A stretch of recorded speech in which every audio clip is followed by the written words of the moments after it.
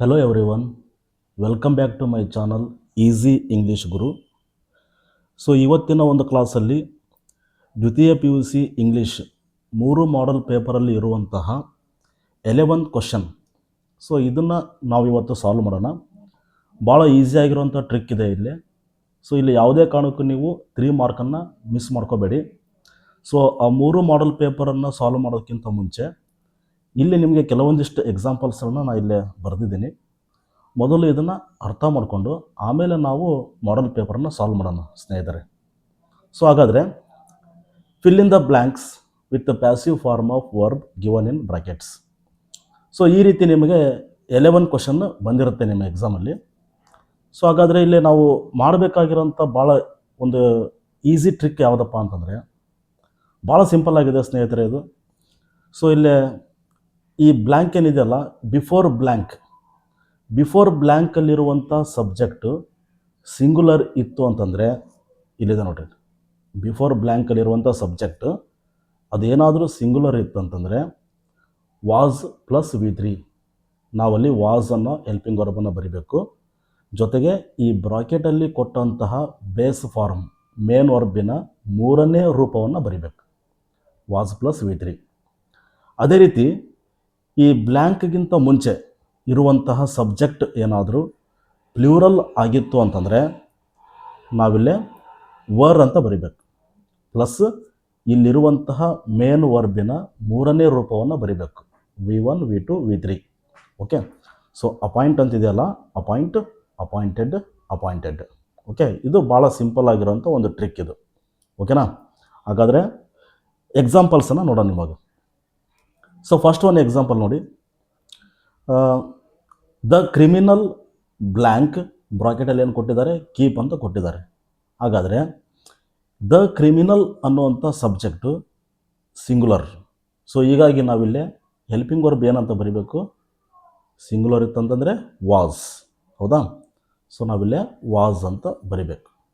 ಅದಾದ ನಂತರ ಬ್ರಾಕೆಟಲ್ಲಿ ಇದ್ದಂತಹ V1ನ 3ನೇ ರೂಪವನ್ನು ಬರಿಬೇಕು. ಯಾಕಂದರೆ ಪ್ಯಾಸಿವ್ ವಾಯ್ಸಲ್ಲಿ V3 ಕಂಪಲ್ಸರಿ. ಹೌದಾ ಸ್ನೇಹಿತರೆ? ಹಾಗಾದರೆ ಕೀಪ್, ಕೆಪ್ಟ್. ಸೊ ಇದರ V3 ಏನಾಗುತ್ತೆ, ಕೆಪ್ಟ್. ಸೊ ಹೀಗಾಗಿ was kept, the criminal was kept. ನೋಡಿರಿ, ಇಷ್ಟು ಸಿಂಪಲ್ ಆಗಿರೋಂಥ ಗ್ರಾಮರ್ ಪಾಯಿಂಟ್ ಇದು. ಹೌದಾ? ಸೊ ಇಲ್ಲೇ ಸೆಕೆಂಡ್ ಒಂದು ನೋಡಿ ಇವಾಗ. ದಿಸ್ ಬ್ಲ್ಯಾಂಕ್ ಬ್ರಾಕೆಟಲ್ಲಿ ಇನ್ಫಾರ್ಮ್. ಅಂದರೆ ದಿಸ್ ಇದೇನಿದು ಸಿಂಗುಲರ್. ಸೊ ಸಿಂಗುಲರ್ ಇದ್ದರೆ ನಾವು ಏನಂತ ಬರಿಬೇಕು, ಸಬ್ಜೆಕ್ಟ್ ಸಿಂಗುಲರ್ ಇದ್ದರೆ ವಾಸ್. ಹಾಗಾದರೆ ನಾವಿಲ್ಲಿ ವಾಸ್ ಅಂತ ಬರೆಯೋಣ ಇವಾಗ. ಅದಾದ ನಂತರ ಬ್ರಾಕೆಟಲ್ಲಿ ಏನಿದೆ, ಮೇನ್ ವರ್ಬ್ ಕೊಟ್ಟಿರ್ತಾರೆ ಬ್ರಾಕೆಟಲ್ಲಿ. ಸೊ ಈ ಮೇನ್ ವರ್ಬಿನ 3ನೇ ರೂಪ ಏನಾಗುತ್ತೆ, ಇನ್ಫಾರ್ಮ್. Okay, informed. ಸೊ ಹೀಗಾಗಿ this was informed. Okay. Third ಒಂದು ಎಕ್ಸಾಂಪಲ್ ನೋಡೋಣ ನಿಮಗೆ. ಪೆನ್ಷನ್ ಬ್ಲ್ಯಾಂಕ್ ಬ್ರಾಕೆಟಲ್ಲಿ ಗಿವ್ ಅಂತ ಕೊಟ್ಟಿದ್ದಾರೆ. ಅಂದರೆ ಪೆನ್ಷನ್ ಅನ್ನೋದು ಇದು ಸಿಂಗುಲರ್. ಸೊ ನಾವಿಲ್ಲಿ ಏನು ಬರಿಬೇಕು ಇವಾಗ, ಸಬ್ಜೆಕ್ಟ್ ಸಿಂಗುಲರ್ ಇತ್ತಂತಂದರೆ ವಾಸ್ ಅಂತ ಬರಿಬೇಕು. ಸೊ ಹಾಗಾದರೆ ಇಲ್ಲಿ ಪೆನ್ಷನ್ ಅನ್ನೋದೇನಿದು ಸಬ್ಜೆಕ್ಟ್. ಸೊ ವಾಸ್ ಅಂತ ಬರೆದ ನಂತರ ಗಿವ್ವಿನ 3ನೇ ರೂಪ give, gave, then given. Gave, given. Pension was given. ಅದೇ ರೀತಿ ನಾಲ್ಕನೇ ಒಂದು ಎಕ್ಸಾಂಪಲನ್ನು ನೋಡೋಣ ನೀವು. ಮ್ಯೂಸಿಷಿಯನ್ಸ್ ಡ್ಯಾಶ್ ಅಥವಾ ಬ್ಲ್ಯಾಂಕ್ ಬ್ರಾಕೆಟಲ್ಲಿ ಏನಿದೆ, ಇನ್ವೈಟ್. ಮ್ಯೂಸಿಷಿಯನ್ಸ್ ಅನ್ನೋದು ಪ್ಲ್ಯೂರಲ್. ಹಾಗಾದರೆ ಸಬ್ಜೆಕ್ಟ್ ಪ್ಲ್ಯೂರಲ್ ಇದ್ದರೆ ನಾವು ಏನಂತ ಬರಿಬೇಕು, ವರ್. ಹೌದಾ? ಸೊ ಇನ್ವೈಟ್ ಬೇಸ್ ವರ್ಬ್ ಇದು. Invite, invited. Musicians were invited. ಓಕೆನಾ? ಹಿಂಗಾದರೆ ಇದೇನಾಯ್ತದೆ, ಪ್ಯಾಸಿವ್ ವಾಯ್ಸ್ ಆಗ್ತದೆ. So people blank appoint. So people ಅನ್ನೋದು ಇದು ಪ್ಲ್ಯೂರಲ್. ಸೊ ಸಬ್ಜೆಕ್ಟ್ ಪ್ಲ್ಯೂರಲ್ ಇದ್ದರೆ ವರ್ ಅಂತ ಬರಿಬೇಕು, ವರ್. ಅಪಾಯಿಂಟ್ ಏನಾಯಿತು, ಅಪಾಯಿಂಟೆಡ್. ಹೌದಾ ಸ್ನೇಹಿತರೆ? ಸಿಕ್ಸ್ತ್ ಒಂದು ಎಕ್ಸಾಂಪಲ್ ನೋಡೋಣ ನೀವು. A palatial house blank build. ಹಾಗಾದರೆ ಹೌಸ್ ಇದೇನಿದು ಸಿಂಗುಲರ್. ಸೊ ಈ ಬ್ಲ್ಯಾಂಕ್ಗಿಂತ ಮುಂಚೆ ಇರುವಂತಹ ಸಬ್ಜೆಕ್ಟು ಸಿಂಗುಲರ್ ಇತ್ತು ಅಂತಂದರೆ ವಾಸ್. ಓಕೆನಾ. ವಾಸ್ ಬಿಲ್ಡಿನ V3 ರೂಪವನ್ನು ಬರಿಬೇಕು. Build, built, built, BUILT. Okay. ಹಾಗಾದರೆ ಇಷ್ಟು ಸಿಂಪಲ್ ಆಗಿರುವಂಥ ಇದು ಗ್ರಾಮರ್ ಪಾಯಿಂಟು.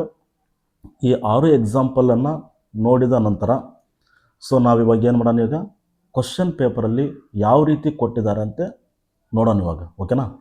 ಹಾಗಾದರೆ ಗೊತ್ತಿರಲಿ ಸ್ನೇಹಿತರೆ, ಇಲ್ಲಿರೋಂಥ ಟ್ರಿಕ್ ಇಷ್ಟೇ. ಈ ಬ್ಲ್ಯಾಂಕ್ ಬಿಫೋರ್ ಏನಿದೆ ನೋಡಿದ್ದು ಸಬ್ಜೆಕ್ಟ್ ಏನಿದೆಯಲ್ಲ, ಇದು ಸಿಂಗುಲರ್ ಇದ್ದರೆ ವಾಸ್ ಅಂತ ಬರೋದು, ಬ್ರಾಕೆಟಲ್ಲಿದ್ದಂತಹ V1ನ 3ನೇ ರೂಪವನ್ನು ಬರಿಬೇಕು. ಅದೇ ರೀತಿ ಇನ್ ಕೇಸ್ ಏನಾದರೂ ಅದು ಬ್ಲ್ಯಾಂಕ್ಗಿಂತ ಮುಂಚೆ ಇರುವಂಥ ಸಬ್ಜೆಕ್ಟು ಪ್ಲ್ಯೂರಲ್ ಆಗಿತ್ತು ಅಂತಂದರೆ ನಾವು ವರ್ ಅಂತ ಬರೆದು ಆ ಬ್ರಾಕೆಟಲ್ಲಿದ್ದಂಥ V1ನ 3ನೇ ರೂಪವನ್ನು ಬರಿಬೇಕು. ಸೊ ನಿಮ್ಮ ಎಕ್ಸಾಮಿಗೆ ದ ವೋಟರ್, ಅದಾದಮೇಲೆ to dear, next third one the gardener. ಓಕೆನಾ. ಈ 3 ಪ್ರೋಸಲ್ಲೇ ನಿಮಗೆ ಈ ಒಂದು ಗ್ರಾಮರ್ ಪಾಯಿಂಟನ್ನು ಕೇಳ್ತಾರೆ. ಸೊ ಈ 3 ಪ್ರೋಸಲ್ಲಿ ಏನಾದರೂ ಈ ಒಂದು ಗ್ರಾಮರ್ ಪಾಯಿಂಟು ಬಂತು ಅಂತಂದರೆ ಸಬ್ಜೆಕ್ಟ್ ಸಿಂಗುಲರ್ ಇದ್ದರೆ ವಾಸ್ ಅಂತ ಬರೀರಿ, ಸಬ್ಜೆಕ್ಟ್ ಪ್ಲೂರಲ್ ಇದ್ದರೆ ವರ್ ಅಂತ ಬರೀರಿ. ಸೊ ಮುಂದ್ಗಡೆ V3 ಬರಿಬೇಕು. ಬ್ರಾಕೆಟಲ್ಲಿದ್ದಂಥ V1ನ 3ನೇ ರೂಪವನ್ನು ಬರೆದ್ರೆ ಆಯಿತು. ಇನ್ ಕೇಸ್ ಈ 3 ಪ್ರೋಸನ್ನು ಬಿಟ್ಟು ಬೇರೆ ಏನಾದರೂ ಕೇಳಿದರೆ ಅಲ್ಲಿ ಇರುವಂಥ ಟೆನ್ಸನ್ನು ಅರ್ಥ ಮಾಡ್ಕೋಬೇಕು. ಅದು ಏನಾದರೂ ಪ್ರೆಸೆಂಟ್ ಟೆನ್ಸಲ್ಲಿ ಇತ್ತು ಅಂತಂದರೆ ಆವಾಗ ಸಬ್ಜೆಕ್ಟ್ ಸಿಂಗುಲರ್ ಇದ್ದರೆ ಈಸ್ ಆಗುತ್ತೆ, ಸಬ್ಜೆಕ್ಟ್ ಪ್ಲೂರಲ್ ಇದ್ದರೆ ಆರ್ ಆಗುತ್ತೆ. ಮುಂದಿರೋಂಥ V1 V3 ಬರಿಬೇಕು. ಹಾಗಾದರೆ ಸೊ ಇದನ್ನು ಅರ್ಥ ಮಾಡ್ಕೊಂಡ ನಂತರ ನಾವಿವಾಗ ಫಸ್ಟ್ ಒನ್ ಮಾಡಲ್ ಪೇಪರಲ್ಲಿ ಏನು ಕೊಟ್ಟಿದ್ದಾರೆ ಅಂತ ನೋಡೋಣ ಇವಾಗ ಎಕ್ಸಾಮಿನೇಷನ್. ಓಕೆ ನೋಡಿ, ಇದು ಮಾಡಲ್ ಪೇಪರ್ 1 ಇದು. Question number 11, fill in the blanks with the passive form of the verb given in brackets. So 3 into 1, 3. ನೋಡಿಲ್ಲ, the ministers felt it difficult to carry out the death sentence, therefore it ಅಂತಿದೆ ನೋಡಿಲ್ಲ. So ಹಾಗಾದರೆ it ಇದು singular. So singular ಇದ್ದರೆ ನಾವೇನಂತ ಬರಿಬೇಕು, was. ಓಕೆನಾ. It was decide main ವರ್ಬಿನ 3ನೇ ರೂಪ decided. Decided to alter it to one of imprisonment for life. This ಮುಂದ್ಗಡೆ ಏನು ಬರಿಬೇಕು, ದಿಸ್ ಇದೇನಿದು ಸಿಂಗುಲರ್. ಸೊ ಸಿಂಗುಲರ್ ಇರೋದಕ್ಕೋಸ್ಕರ ನಾವಿಲ್ಲಿ ವಾಸ್ ಅಂತ ಬರಿಬೇಕು. ಈ V1ನ 3ನೇ ರೂಪ ಏನಾಗುತ್ತೆ, informed to the prince and he agreed to this the criminal. ಮುಂದ್ಗಡೆ ವಾಸ್, ಯಾಕಂದರೆ ಕ್ರಿಮಿನಲ್ ಏನಾಗುತ್ತಿದ್ದು ಸಿಂಗುಲರ್. ಬಿಫೋರ್ ಬ್ಲ್ಯಾಂಕ್ ಇರೋವಂಥ ಸಬ್ಜೆಕ್ಟ್ ಕ್ರಿಮಿನಲ್. ಈ ಕ್ರಿಮಿನಲ್ ಸಿಂಗುಲರ್ ಇರೋದಕ್ಕೋಸ್ಕರ ವಾಸ್ ಅಂತ ಬರೋದು. ಕೀಪಿನ 3ನೇ ರೂಪ ಕೆಪ್ಟ್. ಹೌದಾ. In the prison and they placed a guard over him. Okay. So ಹಾಗಾದ್ರೆ ಏನಾಯ್ತಿಲ್ಲ, ಇಲ್ಲಿ ಎಲ್ಲವೂ ಕೂಡ ಏನಪ್ಪ ಅಂತಂದರೆ ಪಾಸ್ಟ್ ಟೆನ್ಸಲ್ಲಿ ಇರೋದ್ರಿಂದ ಸೊ ಇಲ್ಲಿ ಒಂದು ಇದ್ದರೆ ವಾಸ್ ಇರುತ್ತೆ, ಇಲ್ಲಾಂದರೆ ವರ್ ಇರುತ್ತೆ. ಸೊ ಇದು 2D ಕೇಳಿರೋಂಥ ಒಂದು ಪ್ಯಾಸಿವ್ ಫಾರ್ಮ್ ಇದು. ಹಾಗಾದರೆ next model question paper model 2ದಲ್ಲಿ ಏನು ಕೊಟ್ಟಿದ್ದಾರೆ, Basavayya tried to outshine Thammanna in his own way. A palatial house ಅಂತಿದೆ ನೋಡಿ ಇಲ್ಲಿ. ಸೊ ಇಲ್ಲಿ ಹೌಸ್ ಅನ್ನೋದೇನಿದು ಸಿಂಗುಲರ್. ಈ ಒಂದು ಕಾರಣಕ್ಕೋಸ್ಕರ ವಾಸ್ ಅಂತ ಬರಿಬೇಕು. ಸೊ ಬಿಲ್ಡ್ ಅಂತ ಕೊಟ್ಟಿದ್ದಾರೆ. ಈ V1ನ 3ನೇ ರೂಪ ಬಿಲ್ಟ್. ಹೌದಾ. Was built by him. People dash ಅಥವಾ people blank. So people plural subject ಇರೋದ್ರಿಂದ ಪ್ಲ್ಯೂರಲ್ ಹೆಲ್ಪಿಂಗ್ ವರ್ಬನ್ನೇ ನಾವು ಬರಿಬೇಕಿಲ್ಲೇ ವರ್. ಹೌದಾ. ಸೊ ಇಲ್ಲಿ V1 ಕೊಟ್ಟಿದ್ದಾರೆ. V1ನ 3ನೇ ರೂಪ appointed. Just to praise him. Scholars, poets and musicians plural subject ಇರೋದ್ರಿಂದ ಪ್ಲ್ಯೂರಲ್ ಹೆಲ್ಪಿಂಗ್ ವರ್ಬ್ ವರ್ ಅಂತ ಬರೋದು. ಇನ್ವೈಟ್ ಏನಾಗುತ್ತೆ, ಇನ್ವೈಟೆಡ್ ಟು ಇಸ್ ಪ್ಯಾಲೇಸ್. ಹೌದಾ. ಸೊ ಹಾಗಾದರೆ ದ ಗಾರ್ಡನರ್ ಪ್ರೋಸಿಂದ ಬಂದಂತಹ ಒಂದು ಪ್ಯಾಸಿವ್ ಫಾರ್ಮ್ ಇದು. ಹೌದಾ. ಎಸ್.